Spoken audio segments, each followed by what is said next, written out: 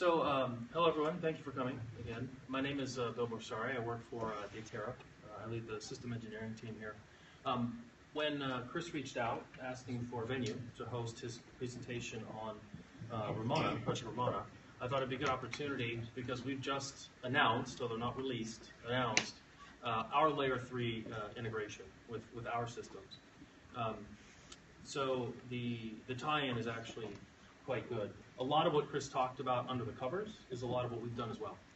It works on a very similar method, but I'm not allowed to talk about that. So I'm going to keep this relatively high level. And just out of curiosity, how many people here are like networking experts who understand what BGP actually is? Oh my God. But only in Silicon Valley, okay. So for everyone else, I'm going to try to start in a much more simple form, including myself, because I am not a network expert. You all know more about the networking side than I do, for sure. So why would we do this? Why would you go through the various complexities we were just talking about? One of the reasons, of course, is to meet the growing demand in the advanced data center design. I have listed here a RFC document. It was published by Facebook working with Arista about how to bring BGP into large-scale data center. They actually don't talk too much about that particular problem you mentioned. But it's a very, very good document that covers a lot of this and very well written. A lot of the first part of the slides, I actually just reference and take parts from that, from this RFC. So if you're interested in this topic, I highly recommend reading that document. BGP lends itself very well to a multi-tenant scale-out storage system when you're managing at scale and IPs and whatnot. It also helps enable what a new trend that's becoming available, which we can support, called top-of-rack storage. So everyone's familiar with top-of-rack networking. There's a new trend called top-of-rack storage, and having this capability allows us to align very nicely in the larger data center environments. And then last was to meet customer demands. We have customers asking us to implement this technology so they can better leverage what we created. So first, a thank you to the folks that wrote that RFC. As I said, a lot of what I'm going to talk about comes from this document, so I thought I'd just give them a shout out to make sure that there's plenty of attribution. First, just talk about network designs, like the way things are put together in most data centers. A lot of people might be familiar with the Cisco 6000 series, like 6100s, whatever. Big boxes with like massive power supplies and all that. Those systems were designed for this type of network. And as the authors of the paper call it, it's like an upside-down tree, where you've got the trunk at the top, those big core switches, and then you have your various branches till you get to the leaves, which in this case would be the servers. The aspect of this network is that you need something like a Catalyst 6000 series, because you need more and more port density and more bandwidth as this network gets larger. So you put in these two giant routers and start routing everything, or giant switching routing devices with all the blades and all of that. And then as you scale up your network, at some point they get too big, so you go and buy another pair because of redundancy and all of that. That's a very traditional network design, especially in the data center environment. I'd imagine a few people here probably have something like this in their houses, but it's not very common. This topography is really designed for north-south traffic. You have a server, it wants to get out. So if you look at this flow, it's a nice flow to get out. It's not as nice if you want to go from here to there. So when these networks were very common, we saw a lot more north-south traffic in the data center environment. The applications were driving that. The newer style, what is old is new again, is what's called a CLOS network, referred to as a leaf spine, fat tree, although I'm not quite sure those are completely equatable terms. Again, I'm not a network expert. But the fundamental concept here is that you want to build a system that can handle more east-west traffic, that two servers talking to each other is as important as a server talking outside. So if we look at that previous diagram, we had to traverse all the way up to get across. If we look at the new design, the systems take a single hop to talk to each other. So you have a guaranteed distance between any of the ports and infrastructure. So this is how most of the newer networks are being designed, and we've seen the newer switch vendors support this design as well. Arista, Mellanox are very interested in this architecture. The Nexus 9000 series is designed with this architecture in mind versus the traditional tree architecture. Again, you're trying to optimize here for east-west traffic. The applications have changed. There's more analytics happening. The NoSQL environments where you're scaling out, you want to be able to control that. So as you change these various networks and you change the bandwidth requirement, this does have impact on the various services inside the networks like storage. So if you think about this design, a lot of storage devices would have been plugged into the core of the system. In this design, it's a little bit harder to figure out where to plug those in. It's not as easy to know that you can go to one place where all the traffic is going to flow through.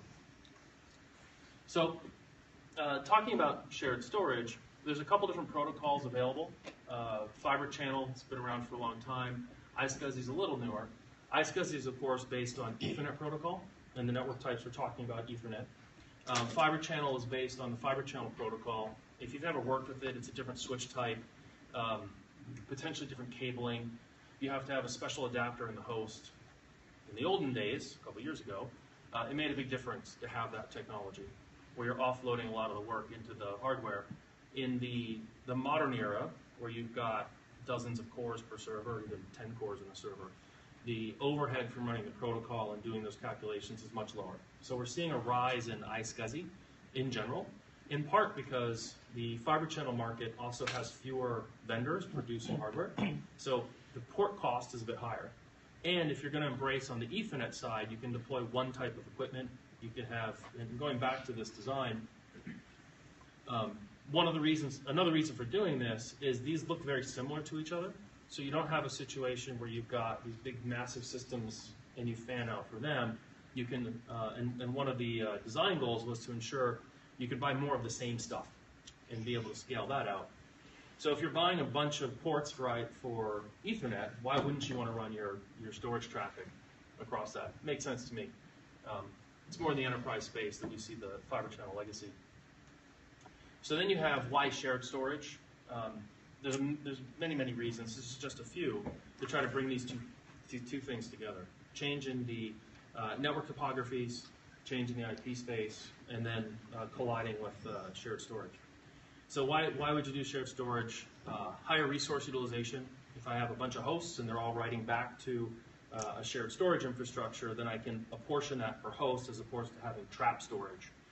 If you have 4 1 terabyte drives and you're booting a system, you're going to have 3.9 terabytes wasted space.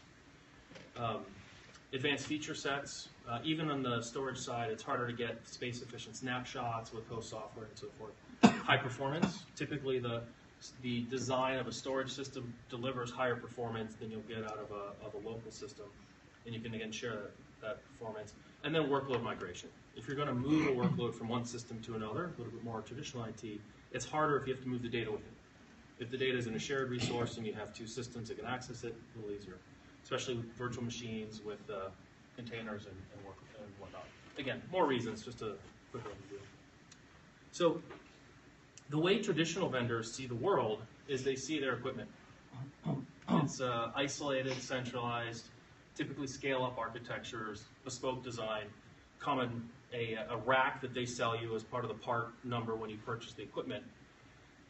And then they make the data center operators have to run all of the traffic to it. So it goes somewhere special. Maybe you have to reinforce the floor when you're talking about the big VNX and big VMAX as an example. And you got to get all your traffic there. And that's not as efficient in a data center. The way we see the world is like the way the Hyperscale folks work. This is a picture I got online from one of the LinkedIn databases, LinkedIn data centers. It's a distributed environment. It's based on servers. The workloads are based on policy. You're looking for a lot more flexibility, which means agility, and then flexible media capability. So we're not actually running here. I just grabbed this picture to show the difference.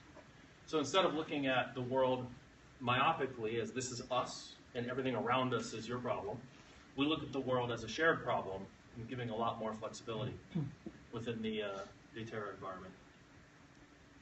So just a little bit more about Datera and then talk about what we've done with Layer 3 to a certain extent. So some of the key features of our technology, We're built with software, so we can run on commodity systems.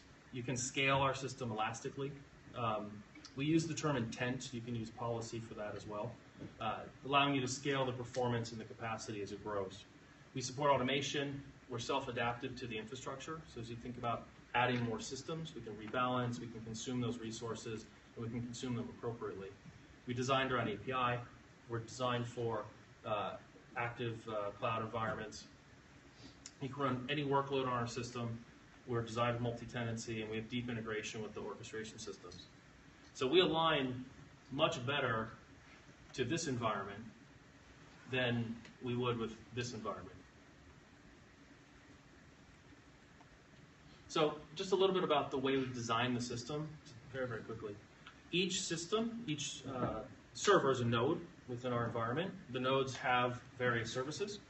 And then you connect nodes together, and we distribute those services through a control plane and a shared data plane across the systems. It's completely shared nothing. There's no data that shares across them. We will make multiple copies and distribute on a per application basis programmed by the system.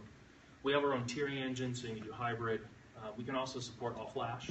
We're working with Intel and the Optane technology. So you could have a hybrid node, a flash node, an Optane node. You don't really care. You can do whatever you need.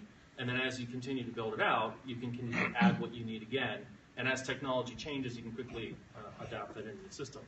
So you can imagine, as you're adding more and more and more of these systems, IP management and being able to integrate into the data center becomes more important. Because I wouldn't want to go into an advanced data center and say, hey, I've got this fantastic scale-out technology. You want to be able to drive policy and all the rest of it. You're doing BGP to your top-of-rack switch. Yeah, you have to take these ports out of that mode, and you have to take a VXLAN or some other L2 type technology and stretch it across the data center. So that's why we went down this path, because it fits very, very nicely with the technology that we've built. So when we talk about top-of-rack storage, it's a very, very simplistic system here. So here we've got our top of rack, we've got our spine, so this is that leaf spine network designed for more east-west traffic.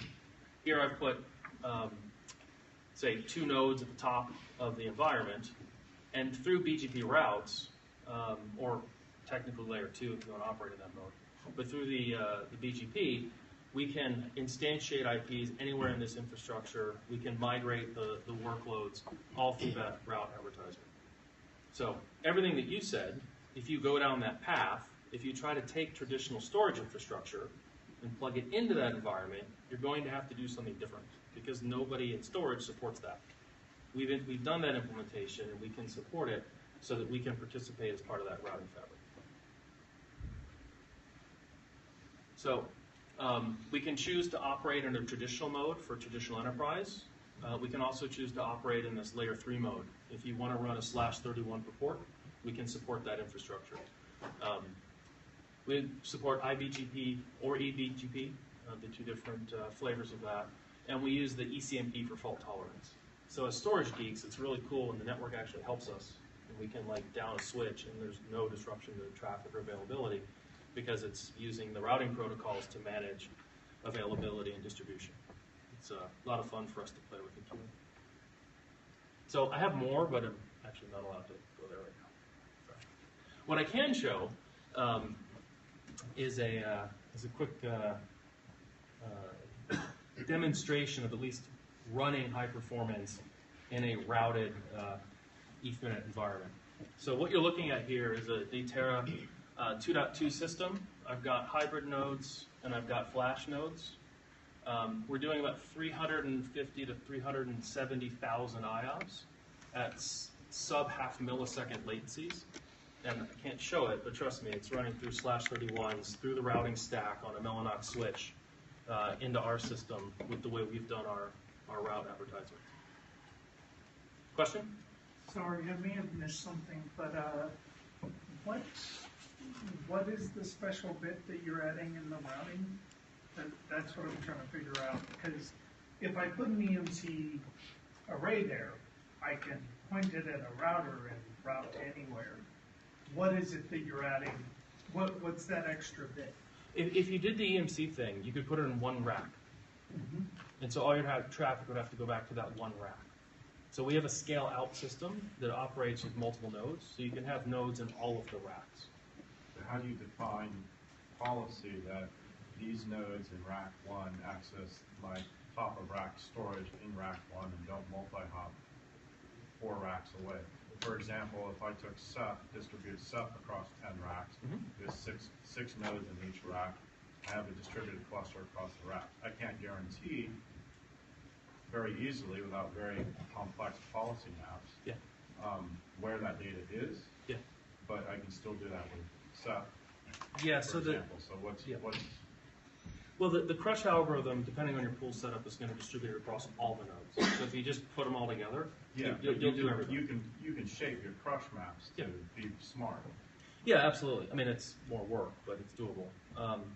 So it sort of answer both questions. The way we've designed our system is around using individual IPs associated with IQA. So in important details, we are iSCSI based. If we had a custom client, like a Rados gateway, or I'm sorry, the RDB implementation, NDB implementation, you can do a lot more in that. We use industry standard protocols, which actually constrain on the design side quite a bit, but it also means we have better support. So we can run with pretty much any host in that infrastructure that can mount iSCSI. For reference, Ceph supports iSCSI natively as well. Yeah, it does today, but you have to export it. But if there's a failover event, it's got to move IPs or somehow get you connected to somewhere else. Absolutely. So in this model, with what we've done, those IPs can live anywhere on any of those nodes participating in that route infrastructure. So in a multi-tenant environment, you might want to do segregation based on IP pools. I just have one created here, but we can have hundreds of pools. So now I've got multiple IPs popping up anywhere in the data center. It's constrained more because there's the velocity, to your point earlier about VMs versus storage, is a little lower. You don't need to instantiate storage at the same velocity. So but using the routing technology, we can advertise those from anywhere. We can place them based on the policy piece. So the way our system is designed, we can choose where they pop up. So you can ensure collocation of the data and the compute within the rack? Yes.